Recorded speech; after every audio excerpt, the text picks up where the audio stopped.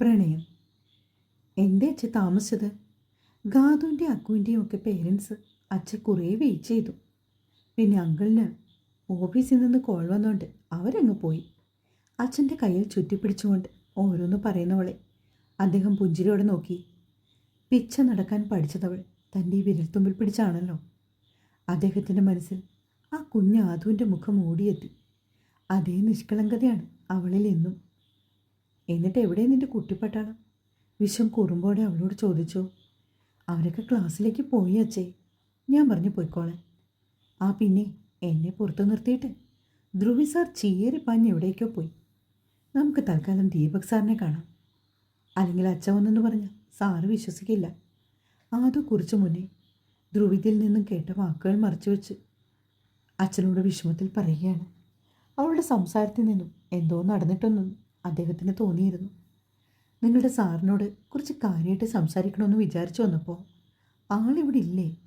കഷ്ടമായല്ലോ അമ്മൂട്ടാ. വിശ്വനാഥൻ നിരാശ തോന്നി ധ്രുവിയോട് സംസാരിക്കാൻ കഴിയാഞ്ഞതിൽ. അതിനെന്താ അച്ഛേ, ഞാൻ സാറിൻ്റെ നോട്ടപ്പുള്ളിയല്ലേ.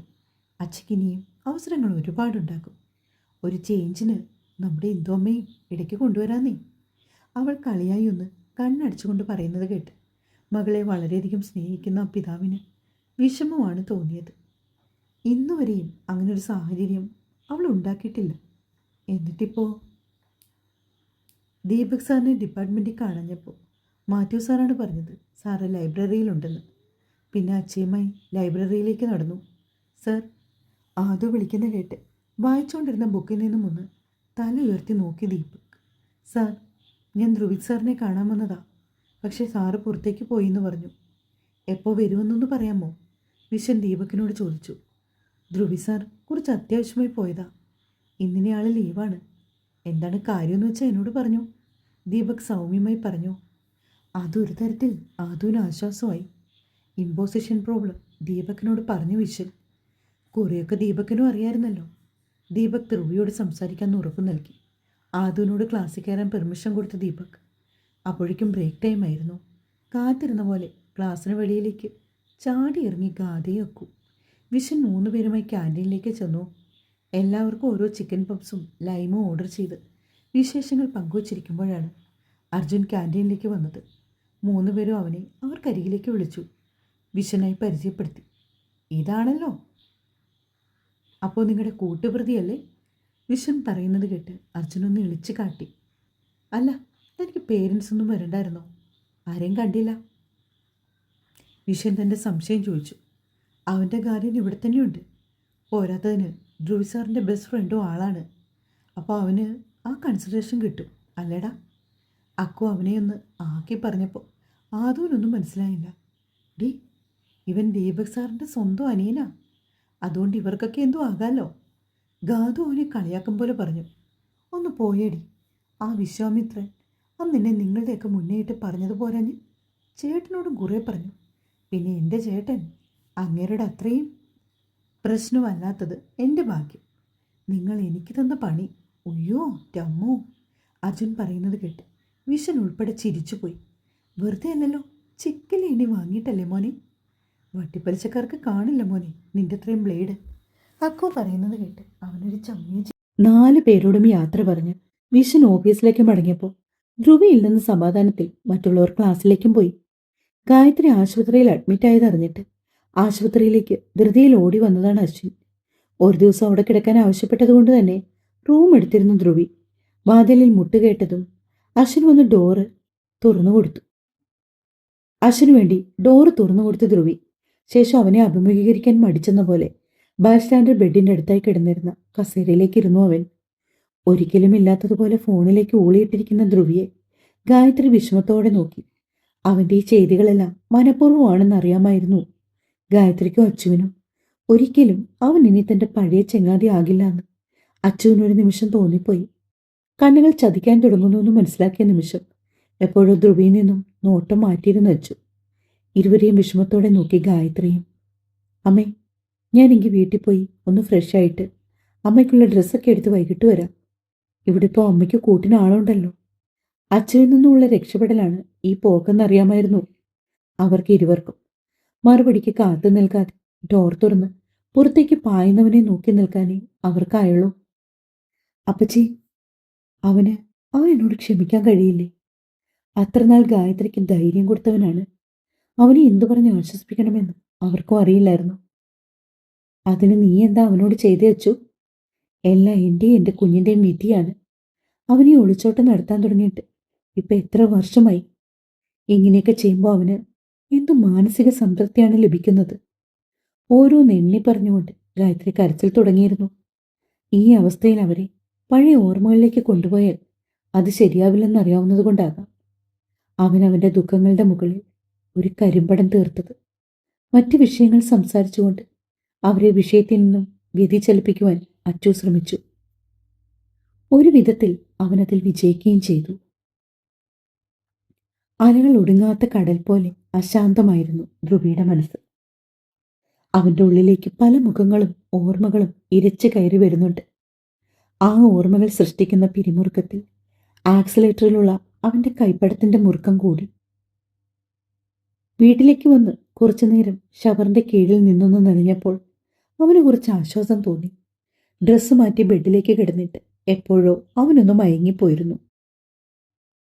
ക്യാൻറ്റീനിൽ നിന്നും ഓരോ കുൽഫിയും വാങ്ങി കഴിച്ചുകൊണ്ട് തന്നെ മുത്തശ്ശിമരത്തിൻ്റെ അടുത്തേക്ക് നടക്കുവാണ് ഗാതു, അക്കുവും പിന്നെ ആദവും. എന്നാലും ആ വിശ്വാമിത്രൻ എവിടേക്കാകും പോയത്? ഇത്ര നാളായിട്ട് ഇതാദ്യമായിട്ടാണ് വിശ്വാമിത്രൻ ലീവ് എടുക്കുന്നത്. അതും കോളേജിൽ വന്നിട്ട് തിരികെ പോയെന്ന് അക്കു ആശ്ചര്യത്തോടെ പറയുമ്പോൾ ഗാതുവും അത് ശരിവെച്ചു.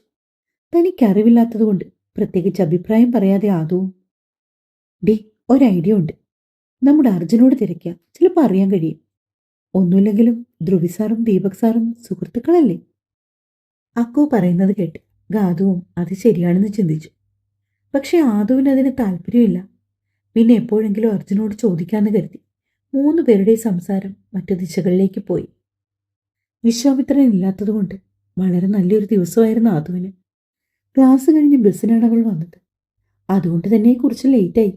സാധാരണ 2 വീലറിലാണല്ലോ വരുന്നത്. നടന്നു വന്ന് ഗേറ്റ് തുറന്നപ്പോൾ തന്നെ കണ്ടു സിറ്റൗട്ടിൽ നോക്കിയിരിക്കുന്ന അമ്മയെ. കുറച്ചു നേരം കഴിഞ്ഞപ്പോൾ അച്ഛയും വന്നു. പിന്നെ ഫ്രഷായി വന്ന് ഒന്നിച്ച് ചായയൊക്കെ കുടിച്ചു. കോളേജിലെ വിശേഷങ്ങൾ പറയുന്നതിന് മുന്നേ തന്നെ അമ്പലത്തിലെ കാര്യങ്ങളാണ് ആദ്യം പറഞ്ഞത്. അമ്മ കുറച്ച് സെൻറ്റിമെൻ്റൽ ടൈപ്പ് ആയതുകൊണ്ടാകാം ഞങ്ങൾ ആശുപത്രി കൊണ്ടുപോയ സ്ത്രീ ഓക്കെ ആയോന്നോർത്തായിരുന്നു അമ്മയുടെ ഉത്കണ്ഠ. അപ്പോഴാണ് ഞാനും അത് ഓർക്കുന്നത്. അമ്മയുടെ നിർബന്ധം കാരണം മുമ്പേ ആ സ്ത്രീ നൽകിയ അവരുടെ മകൻ്റെ നമ്പറിലേക്ക് വിശ്വനാഥൻ തിരികെ വിളിച്ചു. താൻ അനുഭവിച്ച ക്ഷീണവും സ്ട്രെസ്സും ഒക്കെ കാരണം പതിയെ മയക്കത്തിലേക്ക് വീണു പോയിരുന്നു ധ്രുവി. ഉറക്കത്തിൽ എപ്പോഴോ അവൻ്റെ മനസ്സ് ആ ഓർമ്മകളിൽ ഊളിയിട്ട് ആരെയൊക്കെയോ തിരയുകയാണ്. അവൻ അത്രമേൽ പ്രിയമായിരുന്ന അവൻ്റെ പ്രിയപ്പെട്ട ചിലരെ. വിശാലമായ നെൽപ്പാടത്തിന് അഭിമുഖമായി പ്രൗഢിയോടെ നിലകൊള്ളുന്ന ഒരു പഴയ 4 തറവാട്.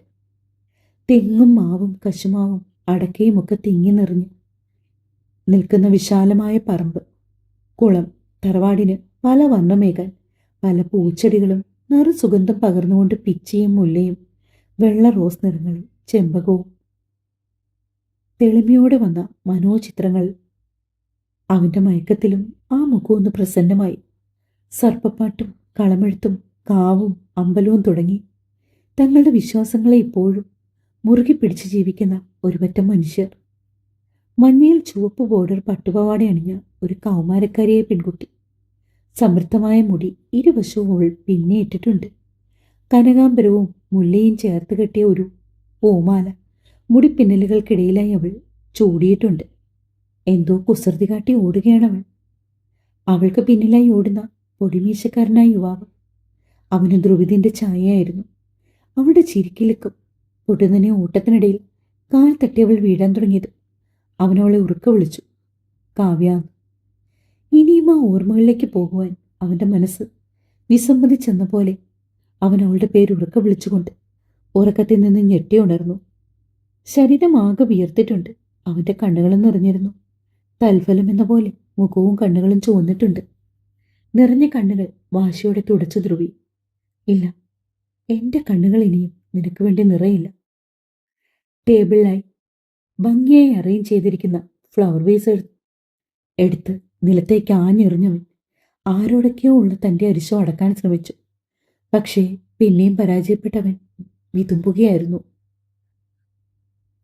ഫോൺ സംഭാഷണം എല്ലാവർക്കും കൂടി കേൾക്കാൻ വേണ്ടി സ്പീക്കറിൽ ഇട്ടിരുന്നു വിശ്വൻ. ആ ഫോൺ ബെൽ റിങ് ചെയ്യുന്നതനുസരിച്ച് ആദുവിൻ്റെ ഹൃദയവും വേഗത്തിൽ മിടിക്കുവാൻ തുടങ്ങി. അതിനൊപ്പം അടിവയറ്റിൽ നിന്നും ഒരു ആന്തൽ. കോൾ ആരും അറ്റൻഡ് ചെയ്യാതെ ഫോൺ റിങ് ചെയ്ത് അവസാനിച്ചപ്പോൾ അച്ഛൻ നിരാശയോടെ അമ്മയുടെ മുഖത്തേക്ക് നോക്കി. എന്തേച്ചേ, അയാൾ എടുത്തില്ലേ?